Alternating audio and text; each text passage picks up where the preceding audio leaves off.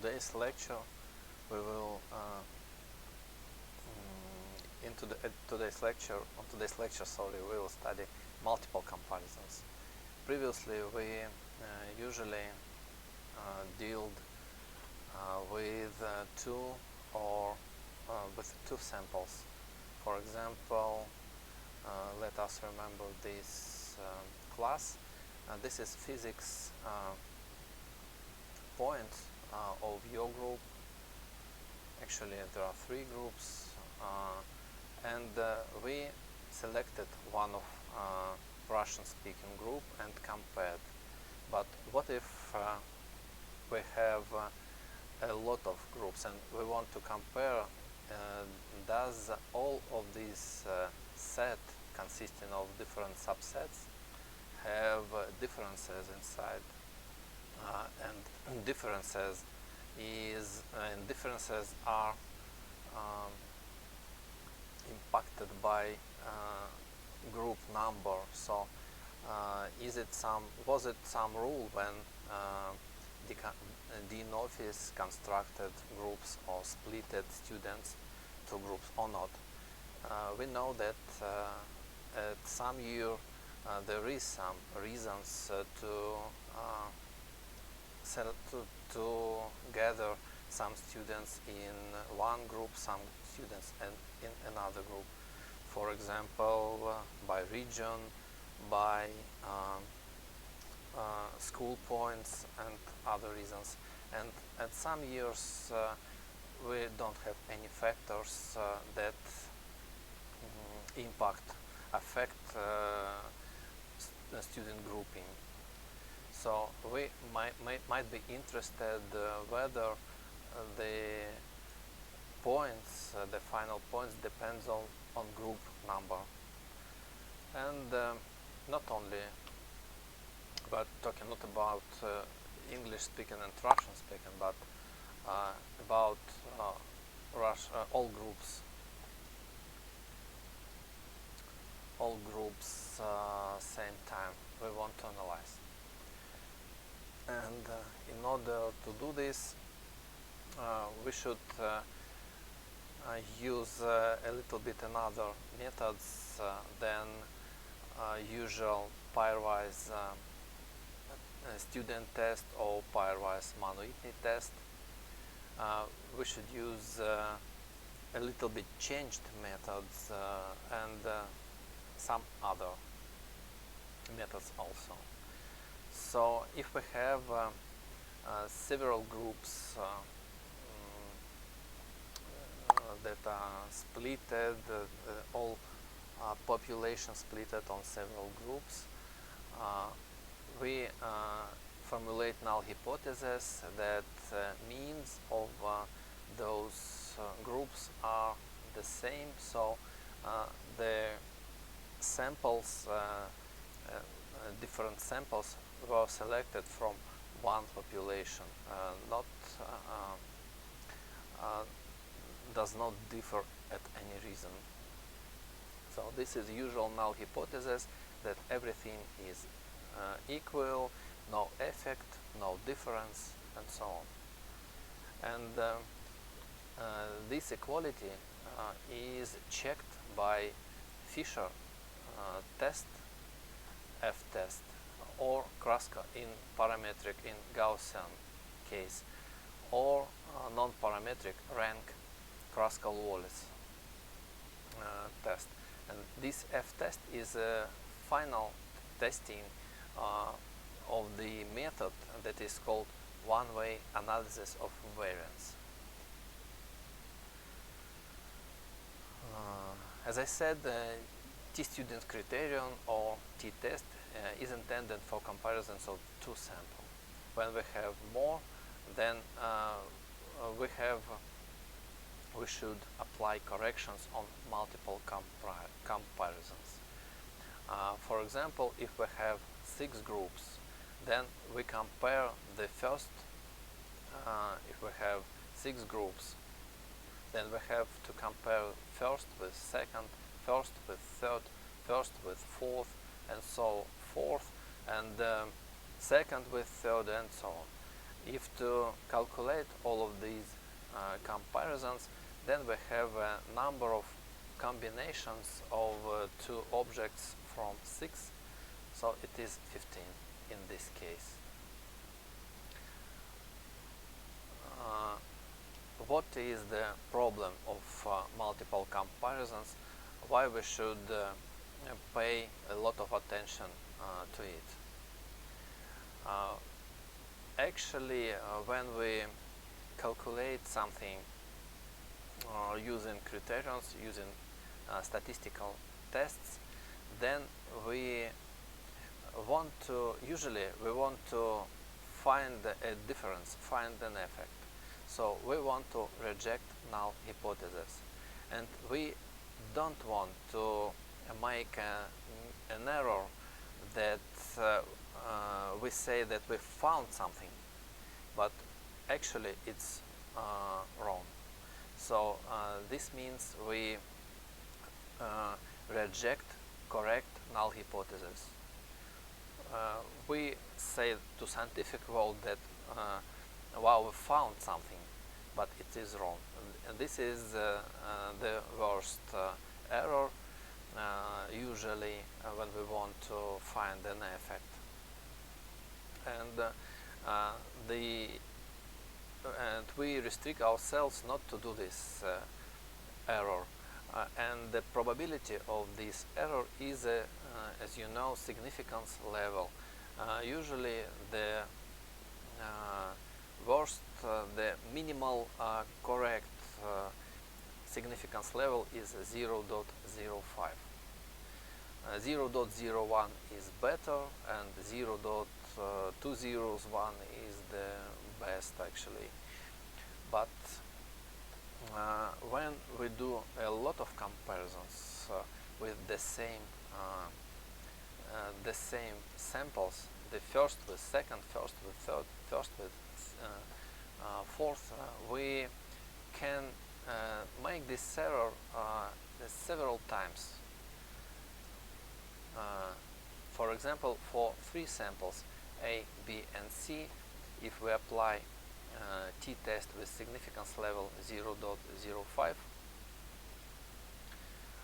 then we have a risk of mistakenly reject correct null hypothesis with comparisons of groups A and B with probability 5%.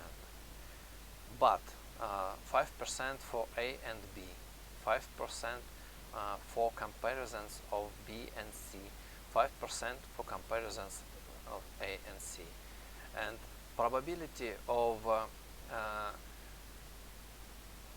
having at least one error type 1 consists of probability of not doing any errors minus probability of finding error in first or second or third time, 3 times. So this probability of error type 1 is 0.14. Not it's 3 times more than 0.05. So it's very risky to conclude that we found some effect, actually it might be not with probability of 14%. It's quite a lot. So in order to do this, in order to neglect this effect, we should compare in this case 0.05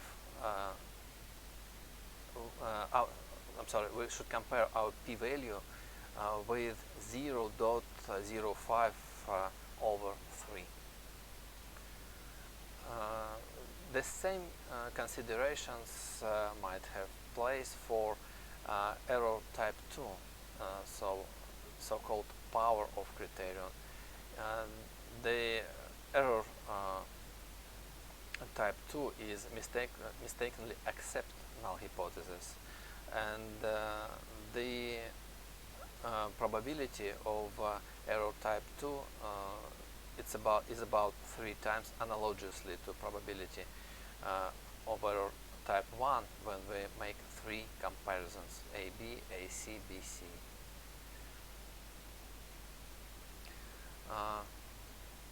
Actually, there are a lot of methods how to deal with this problem, multiple comparisons problem or multiple test problem. The first and the simplest way is the way I have just told you. Compare not with alpha, not with 0.05, but compare our p-values with 0.017, so 0.05 over 3. Or if we should talk, if to talk about critical values of criterion, usually we use experimental and critical values and compare them. So we should use critical values not for 0.05, but for 0.05 over a number of comparisons. In this case, it is 3 comparisons. If we have 6 samples, as we see that we should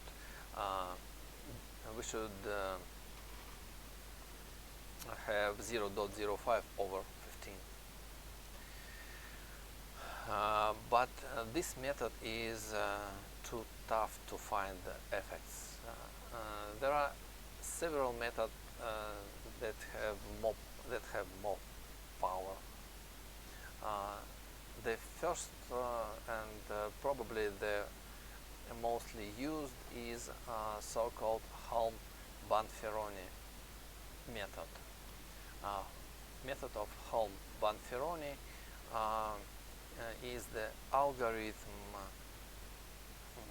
to compare our p-values or compare our experimental values with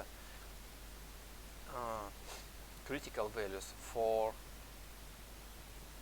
probability for confidential probabilities or alphas stepwisely rising from the alpha over m, where m is number of comparisons, to alpha. So first, what should we do? We compare each of the pairs of samples. For example, in this case, the first, let me select them.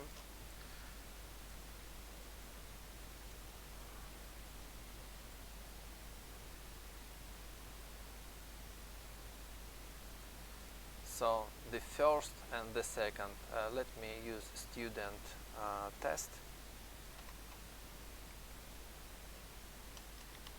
t-test. Now it's student test.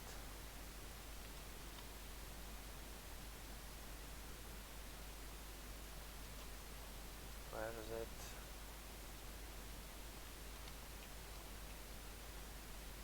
T-test like this.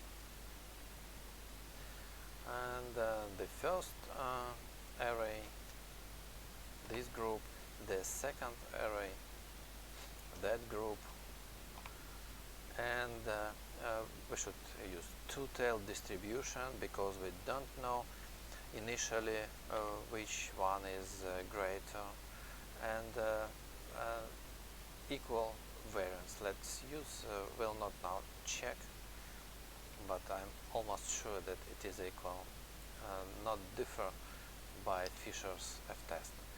So this is our difference, and let me check another group, for example this one and the last one. I would do like that.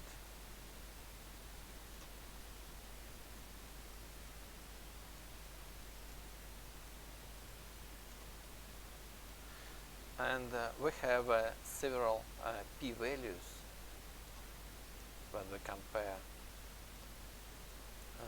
those samples. These p-values should be ordered ascendingly. I'm copying here and then order them. Sorry, I shouldn't use formula, I should copy just values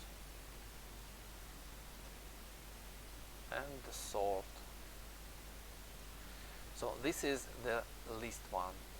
This is the next, next, next and next.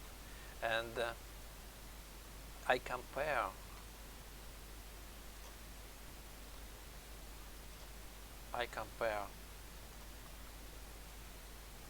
sorry,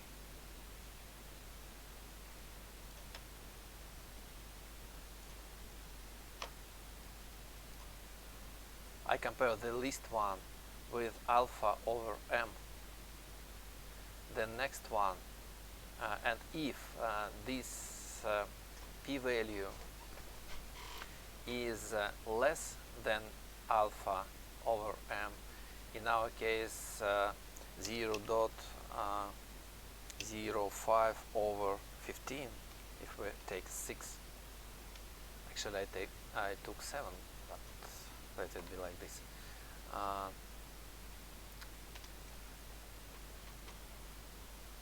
So it should be less than 0.203 3,000th, and if it is, then I should go and compare this one with 0.05 over 14.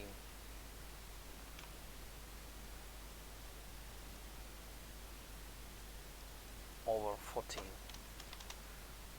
But I see that our number is greater than this least value, and in this case I shouldn't do anything else. I should conclude that we don't have differences at all.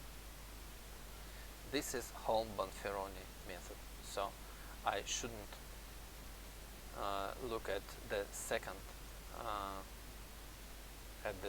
p-value. But if I had like 2 zeros, 2, then it is less, and then I should look at the next one, and this will fail because it's greater than the second one, than that value. So I finish here, and I say that only those two samples with this result are different. Where is it? It's here.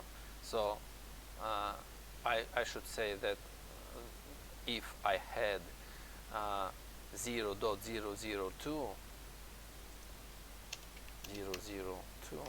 then I should say that those two are different and others are not. Actually, I should have more than this number of comparisons. I just compare this with that, this with that, this with that, but I should have 15 numbers here.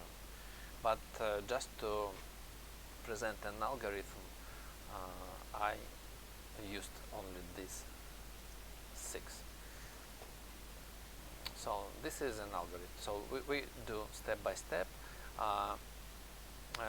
having alpha over 15, 14, and so on, and finally we compare with alpha if all previous hypotheses are rejected. I made pairwise comparisons using student test, t-test, in Excel.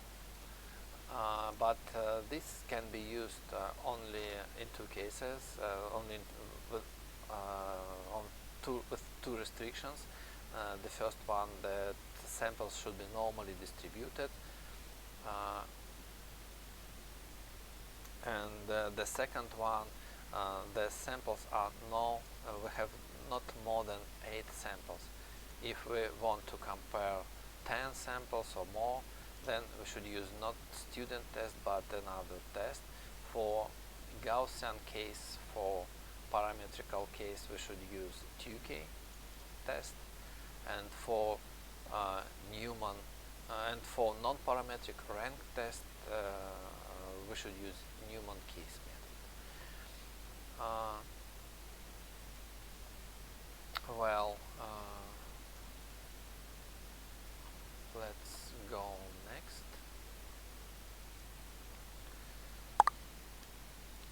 If samples, if our samples are normally distributed and we have we satisfy those 5 conditions, then we should use Fisher's analysis of variance, for short ANOVA.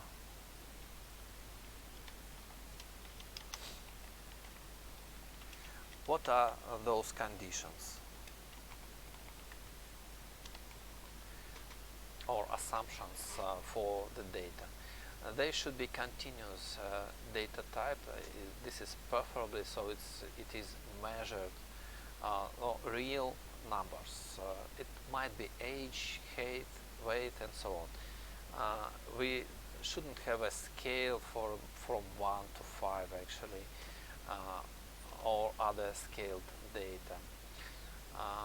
Samples should be independent. What does it mean? It means that if we have, for example, one patient initially after the surgery, in a month after surgery and so on, and we have patient row 1, row 2, another patient, third patient, and so on, those samples are dependent.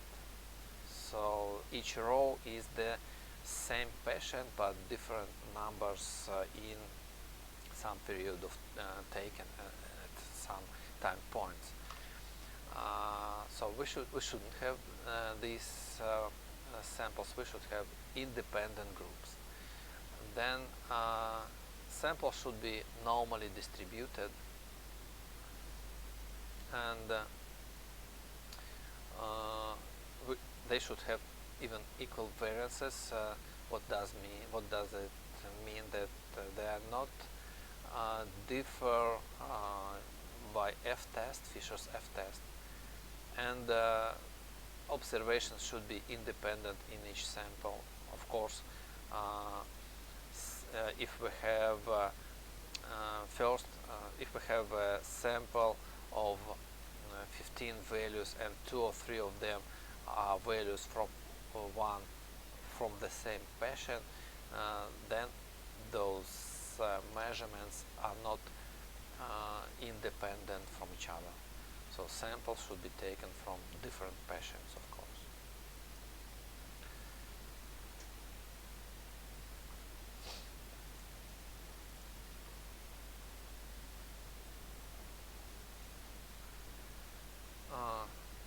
If distributions are not normal, samples are not normal, then sometimes it might be converted using logarithmic function, so logarithm of values might be normal, but the nature of data should be logarithmic in this case.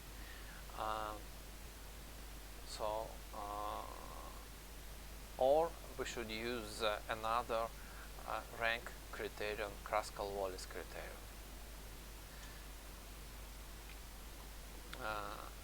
So let us assume that all restrictions, all conditions are satisfied, and we will consider on the next slides ANOVA method.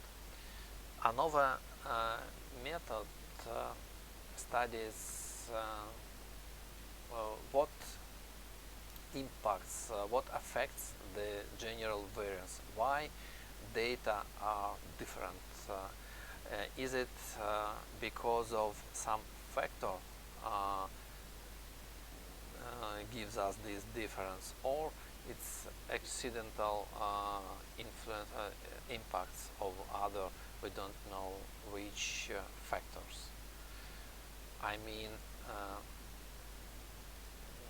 some of the so we have some variation for these values.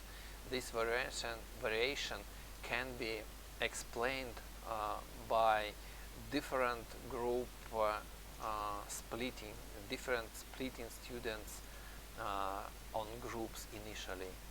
Maybe these groups is only for the best school students and this for the worst, for example, like this. Or it's the difference between all numbers here and here are explained only by different persons, not by initial splitting on groups. So we want to compare effect of group of splitting on groups with effect of occasional differences, occasional variances.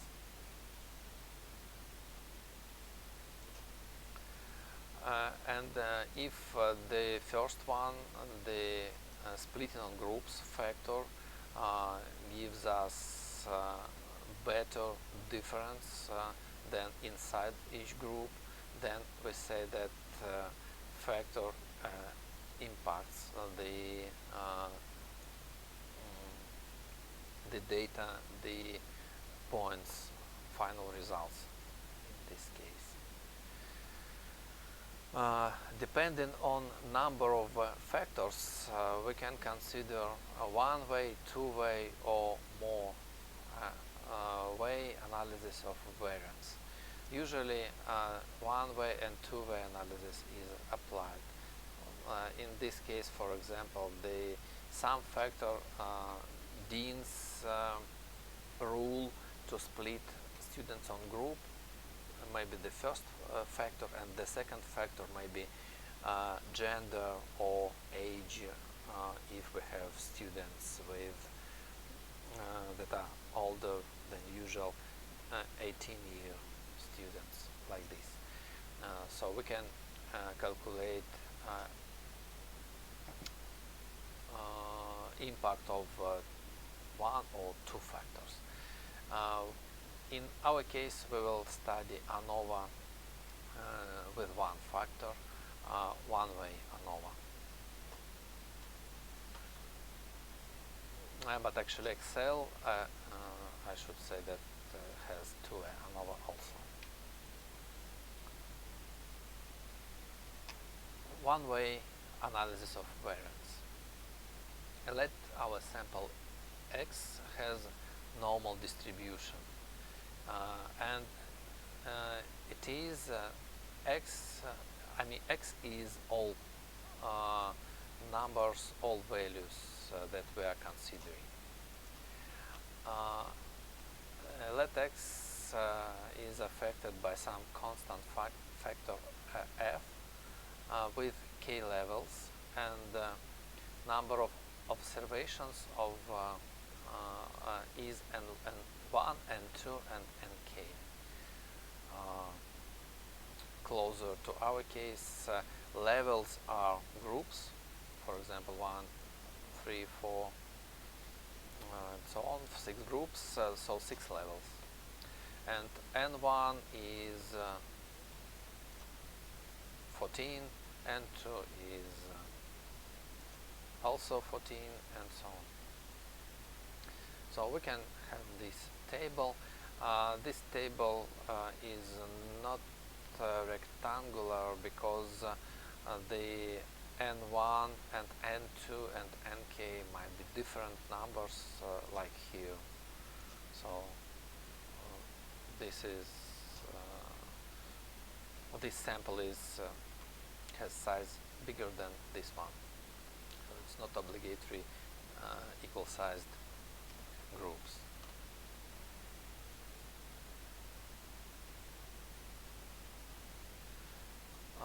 null hypothesis. If we have set significance level 0.05, then null hypothesis that difference between groups are not significant.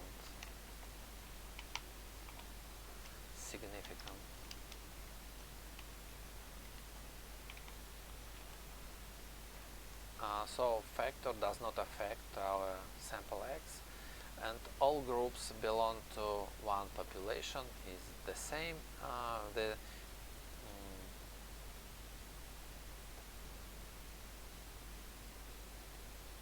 The same condition, and differences between group means are not significant. It's better to say means, not averages. Distinction of group means is not significant.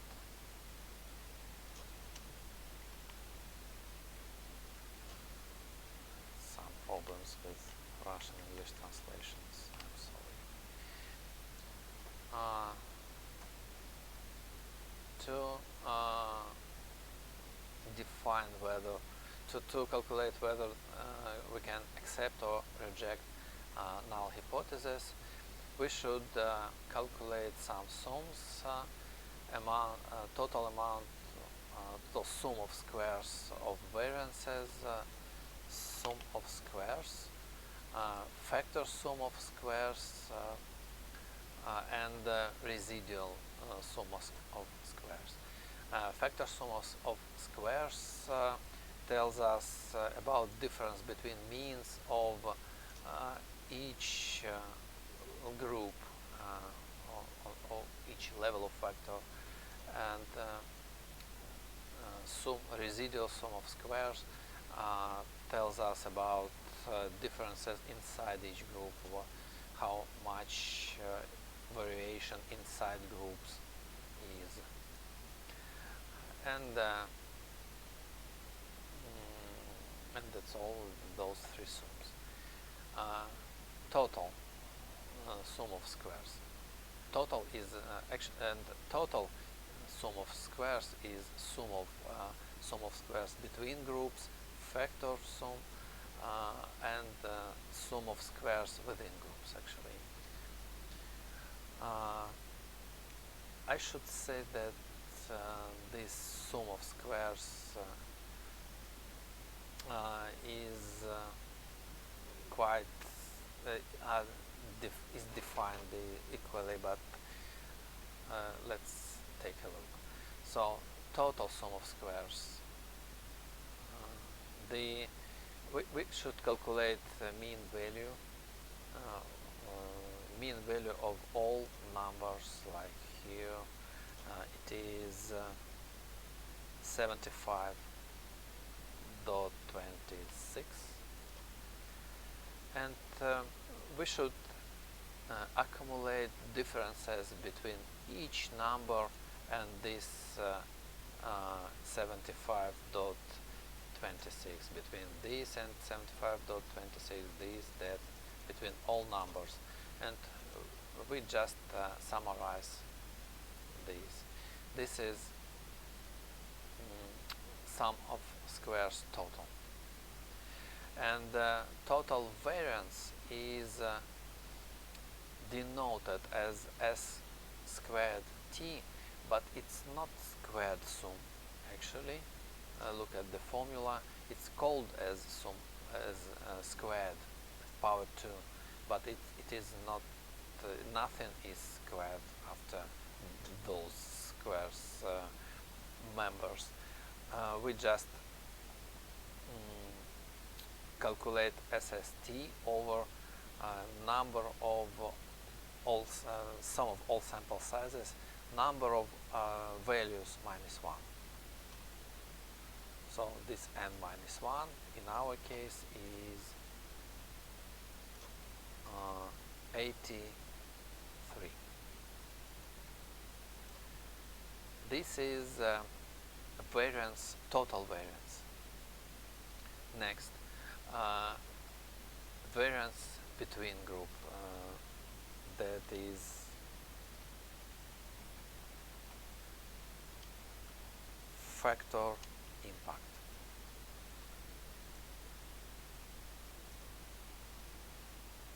So sum of squares between groups characterizes the variance that is the impact of the factor. How to calculate this? We calculate calculate mean values for each factor, and then subtract overall mean value 75.26 as we had in our case. And this is weighted sum, and weight is sample size of each group. So we should calculate mean value here 73.5, subtract 76.25, or sorry, 75.26.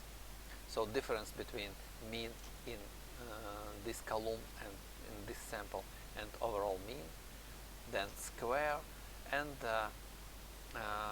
the weight of this is a number of values here, 14. So here weight will be one more greater, and here is 14 also, and so on. And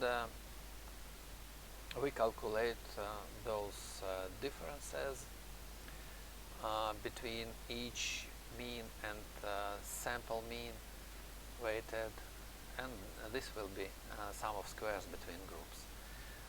The variance between groups is also denoted as power 2, but again we are not calculate power 2 of sum.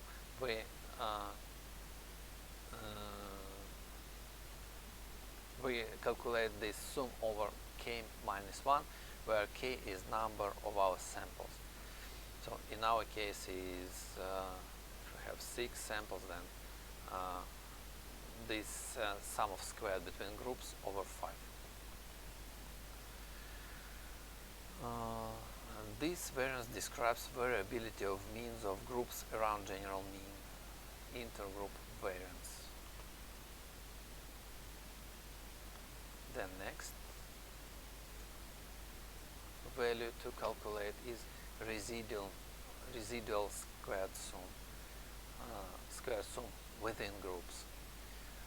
We calculate mean value in each group, and and we assess difference, so variations of members of those group samples around these means, and just summarize them. So we calculate mean here 73.5 as I remember, and subtract 80 minus 73.5 squared, 85 minus 73.5 squared, and so on. And then mean value here 77.86, and we subtract this mean from this, and that, then square and summarize. And all these differences between mean and each number we will summarize again, and this will be within group variance.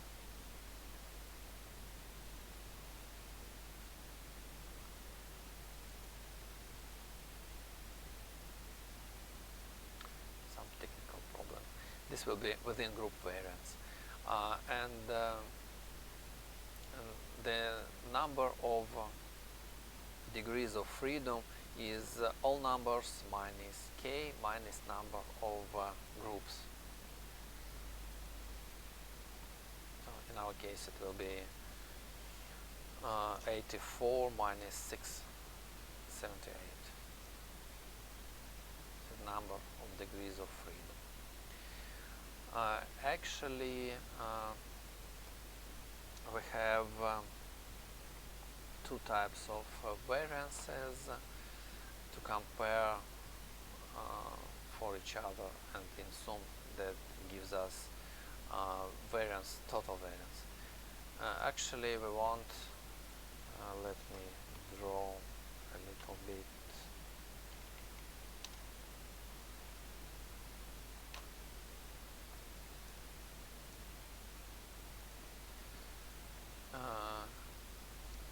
The good, the if factor impacts affects our sample, then we have several samples, and factor gives us difference between means of that sample, and the ANOVA will have an effect, will define an effect if the difference between means sample 1, sample 2, sample 3 is bigger than difference inside those groups. So these are numbers, and usually it is showed like this, that this is probability function. There is a maximum. The probability functions should have the same size, because we shouldn't have one of conditions. We shouldn't have the different variances. They should be equally variance. And if they intersect just a little bit, then probably our factors gives us a separation on group 1, 2, and 3. So in this case we do have impact, and null hypothesis will be rejected. If means are close to each other, like that, and we have the same, for example, the same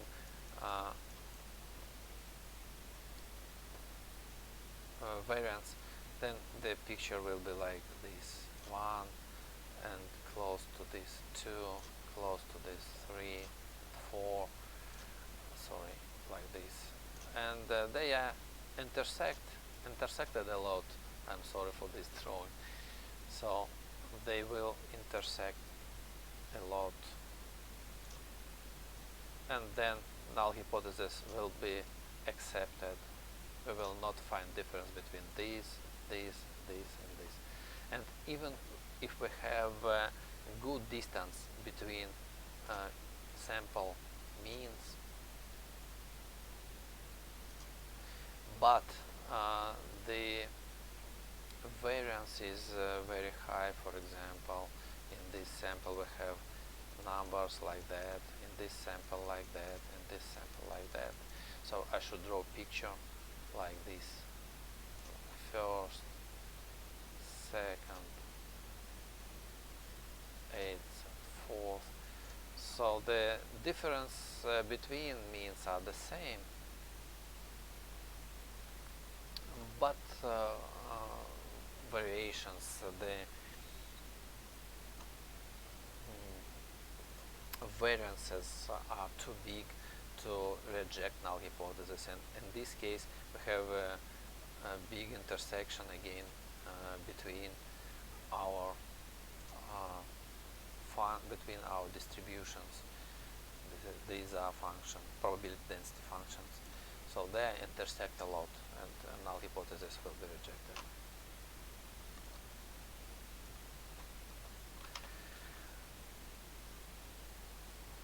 Next, then when we calculated between groups variance and within group variance, as I just showed you, then between groups difference should be greater than within groups, and the equation is how much. In order to calculate this, we should use f-test, and critical and experimental value of this f-test is calculated like that. If even numerically within group variance is bigger than between groups, this was at the last picture I showed you, then we should calculate nothing. We just conclude that 0 H0 null hypothesis is accepted. But if between groups variance is greater, then as I said, we should look how much, and we compare this value with critical value, and if this value is greater than critical, then we can reject a null hypothesis. If it is not, then null hypothesis is accepted. So, as usual, the critical value can be found at Fisher's critical value table using degrees of freedom for the first and for the second case. Between group, the degrees of freedom between groups is a number of groups minus 1. Within groups is a number of all values minus number of groups.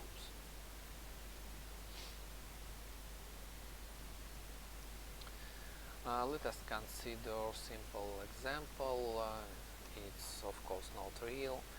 We cannot compare just 3 patients in each group, but we have, let us imagine that we have laparoscopic cholecystectomy, and we have differently aged patients, 45 years and younger, 45 to 55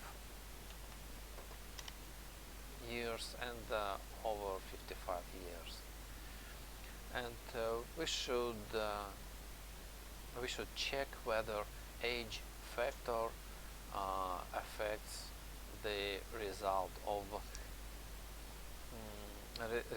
hospitalization time, actually, not result of the operation, but hospitalization time in days. Let it be 3 days, 1 day, 2 days, 5, 3, 4, 7, 6, 5. As I always say that firstly, before the calculation, we should formulate a hypothesis in our heads. So this is in this example we have mean value of 2, this 4, and here the mean value is 6.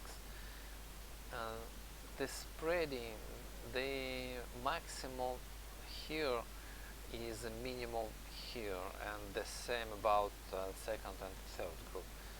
So it's questionable whether they are different, because the interval, the values are intersected, but it's obviously intersected just minimum with maximum, So maybe yes, maybe no. Let's check. Check whether age affects hospitalization time. Null hypothesis, as always, tells us that nothing affects anything, so we don't have any difference between hospitalization time periods depending on age or anything else. So let's calculate sum of squared total. We can calculate only 2 of these 3 actually. Sum of squared total is sum of squared between groups and within groups. So actually we can calculate sum of squared total, then between groups, and then just subtract 30 minus 44, and we will get 6. following the algorithm, we should calculate the mean value for all groups. Not like this actually. We are lucky because all those groups have the same number of members, and thus we can summarize mean values and calculate this sum over 3. But if we have different sized groups, then this will not work. We should honestly summarize all the values and then calculate and then make average as usual. So then we should find differences between each value and our mean. So 3, 1, 2, 5, 4, this is the first group, as you remember. 3, 1 and 4, then 2, sorry, 3, 1 and 2, then 5, 3 and 4 and so on. And we will have 30 finally. Then intergroup variance, 3 times of difference between mean and this overall mean. Again 3 times 4 minus 4, and 3 times 6 minus 4. 2, 4 and 6 are mean values, 2, 4 and 6 inside our groups, and 4 is overall mean.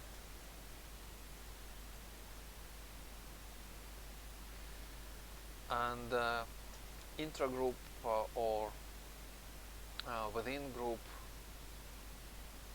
variance, we should subtract local mean from each member or group. So local mean for the first group is 2, so 3 minus 2, 1 minus 2 and 2 minus 2, and for the next groups are the same. And we will have 6. Then we are calculating experimental values.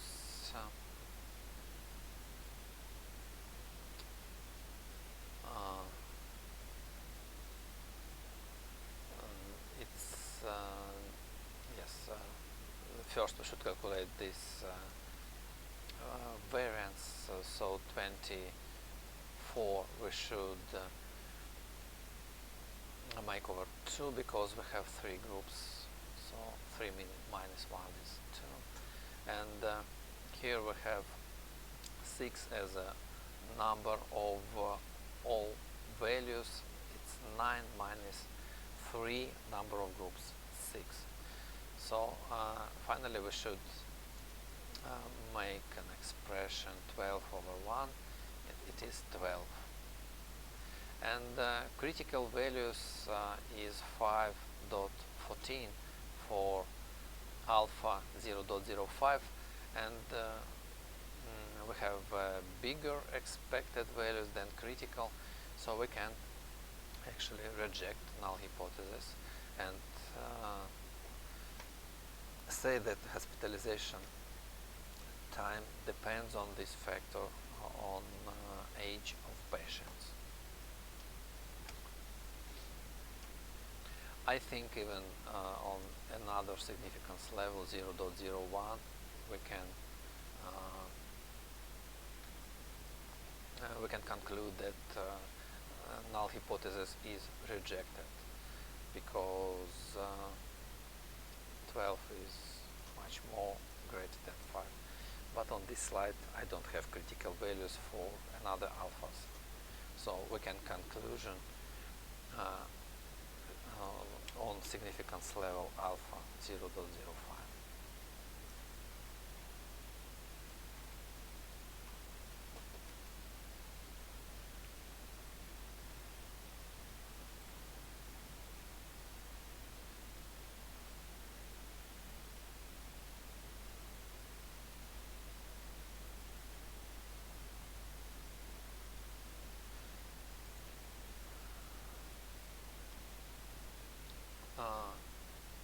this is output of some statistical program, probably it's even Excel.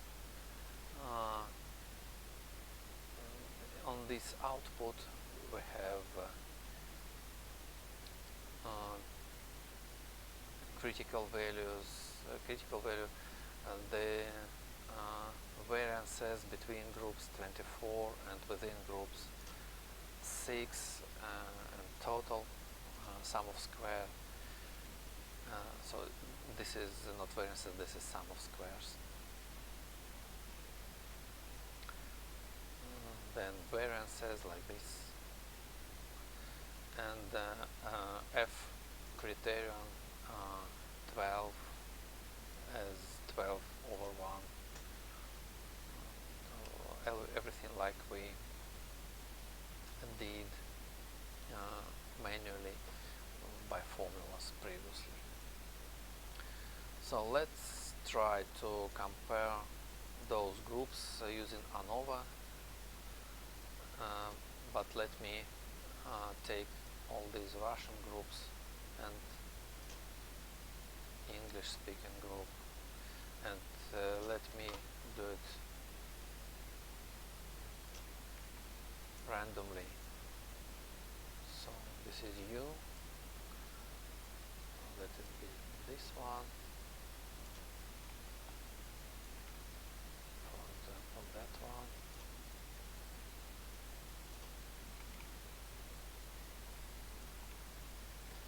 and for example this one, and the last one.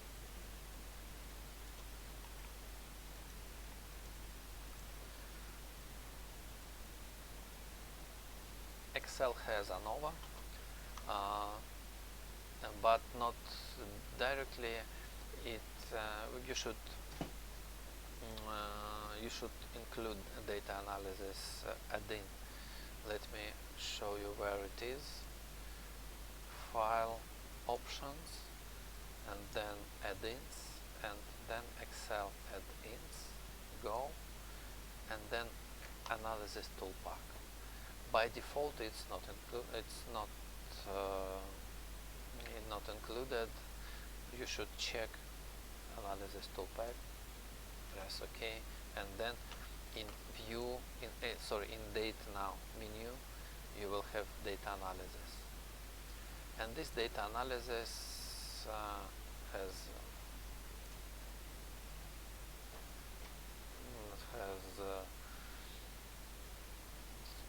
lot of things like generation of random numbers. You will have log, I will generate this for you. Ranking, percentile, regression models, and so on. But now we are using single factor or one-way ANOVA. Okay. Input range will be this one.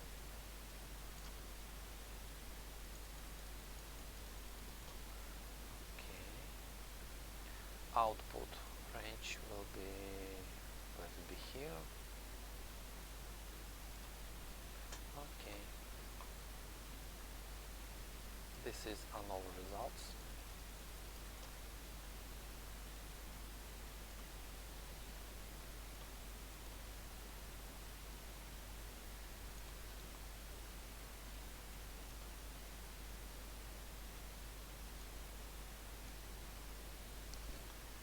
Critical value for this number of groups and numbers inside is 2.48. This critical value is for 0.05 alpha, and our F is greater than this critical value, so we can reject null hypothesis on significance with significance level of 0.05, so, and conclude that those groups are different in their study assessment, and if we take the factor of splitting initially before the study students inside dean's office, then we can conclude that this factor is actually affects the numbers, affects the assessment of student study.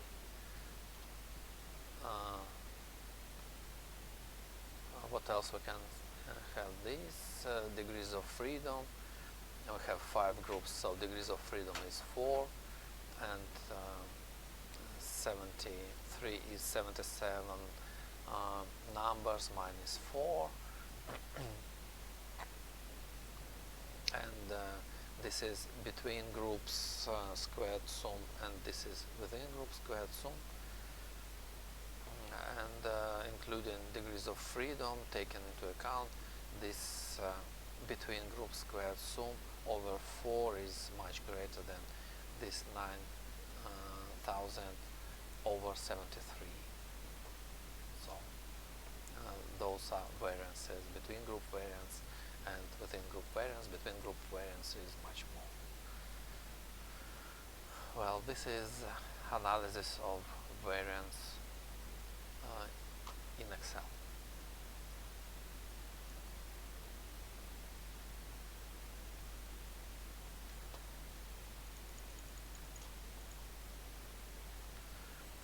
What if our samples are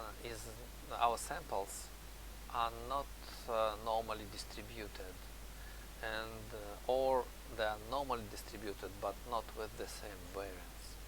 Then we should replace initial numbers by ranks and apply so-called Kruskal-Wallis H-test. This Kruskal-Wallis test has no assumptions about distribution, because it makes ranks from the numbers.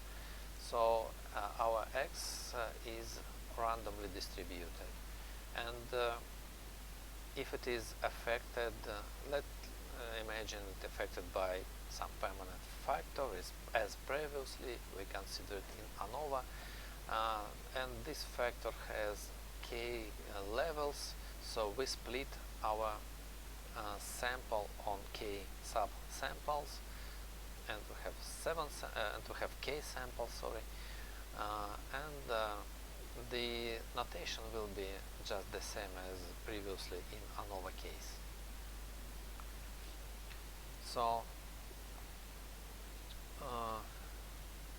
the idea is the difference between the we compare not means as in ANOVA, we compare sum of ranks, and the idea is if the differences between the samples are insignificant, then the sum of ranks would not differ significantly from one another, and vice versa. So we compare sum of ranks. Null hypothesis, as in ANOVA case, that generally as in ANOVA case, the differences are not significant, but now we don't think that differences are just subtraction. The distance between means, it's not just, we say differences between groups are not significant, so factor does not affect our sample X, or all groups belong to the same population.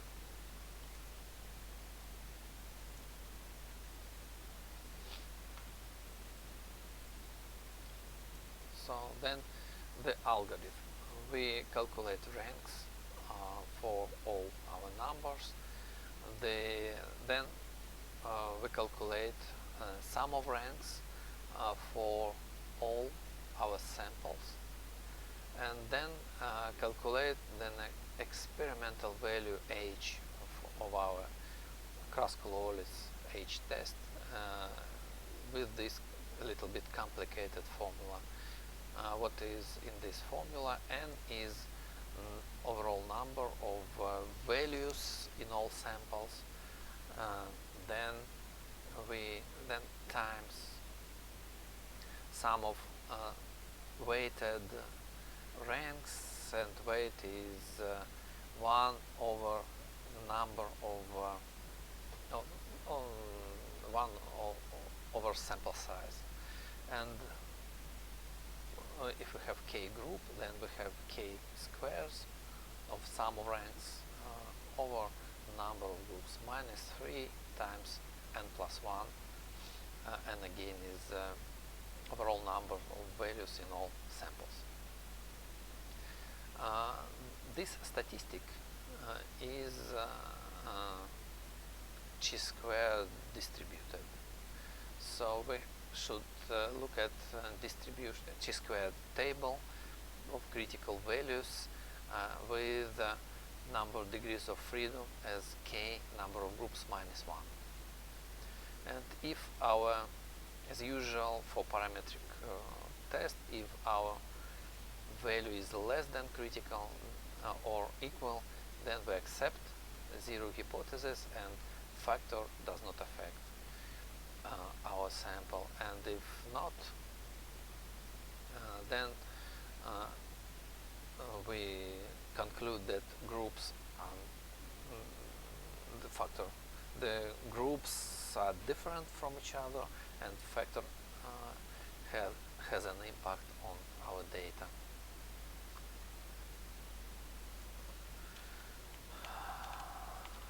Sorry again about Russian translation.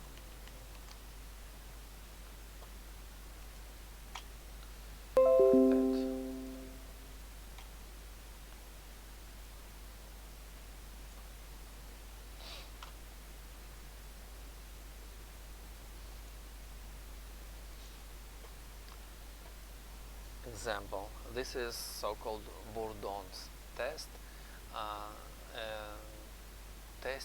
Tested subject should find row by row some combinations of signs. It might be words or it might be symbols. For example, he or she should cross two leaves. These here, then here, then here, then here, and so on. And the tested subject is restricted by time, and after he or she finishes, then we can calculate concentration as twice number of rows over number of errors the subject might cross wrong or didn't cross something. So this is concentration by Bourdon's test. Imagine we have several groups and these groups are collected by some reason, we don't know which. We say under different experimental conditions. Some of them may be at the morning and the daytime, evening and night, like this, for example. And we should compare concentrations. Are they different? What can I think? I don't see any group that is quite smaller than others or quite greater than others. We have one group that has small numbers and big, the smallest one and the biggest one. So I'm not sure again whether a null hypothesis is true or not. So as usual, null hypothesis tells us that nothing is different, and factor and morning or day or evening or night does not matter, does not impact on concentration by Bourdon's test. So the number of ranks is 16, so we should enumerate all those numbers from 1 to 16, and those are ranks. The first one goes to 11, the last one goes to 44, and I even don't see repeated numbers. Am I doing? And we do have some like this, 34.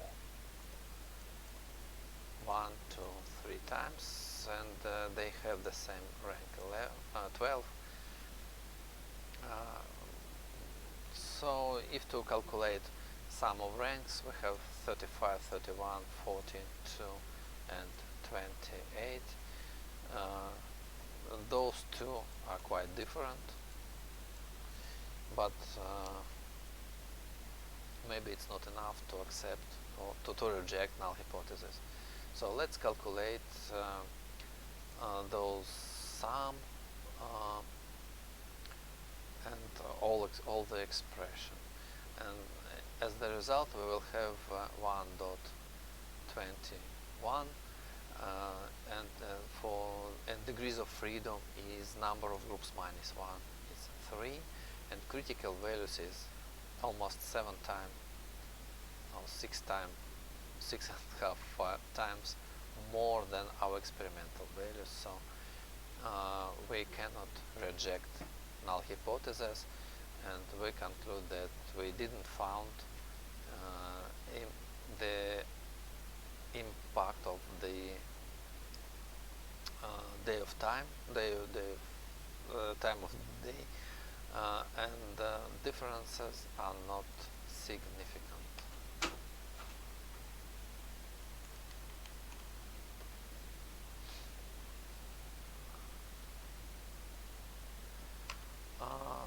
Let us finally calculate the same Kruskal-Wallis test for our groups, but not in Excel. Excel does not have this capability. We will calculate in another freeware program. We met it actually previously. It's past software.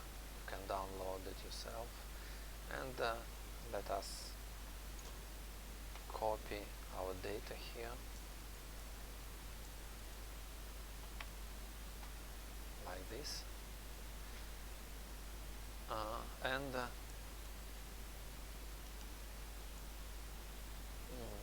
here we can select ANOVA or Kruskal-Wallis, several sample tests.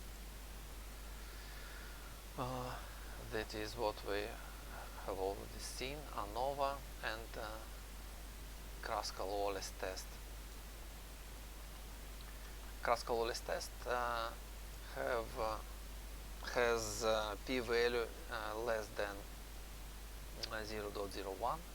It's so we can say that differences are significant on significance level 0.01, but not 1,000, but on significance level of 1.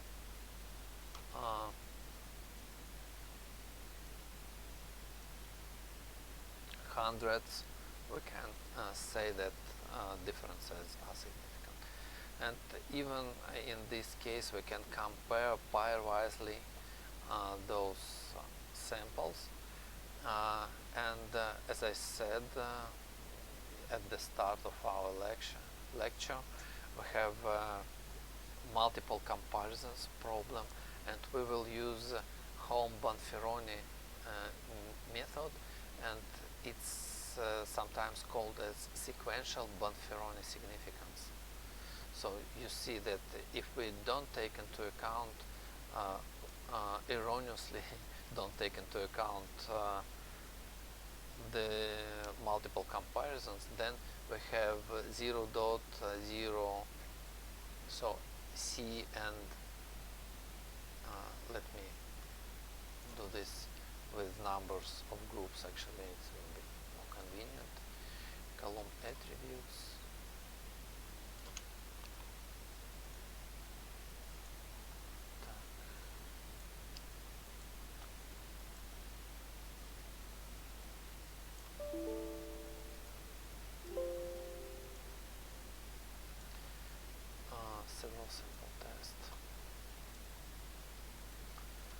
So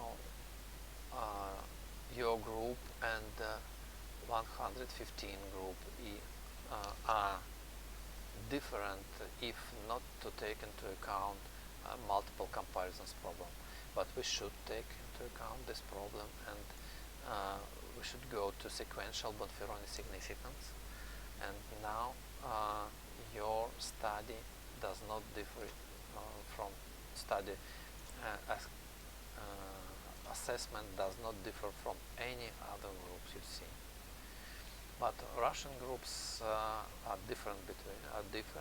For example, this one and only this one, 135th group, is different from other Russian-speaking groups. You see, and this difference, just for one group from others, gives us the significance for overall sample of 5 subsamples. Well, this is probably the end of our lecture. Next time we will consider correlations. So see you, goodbye.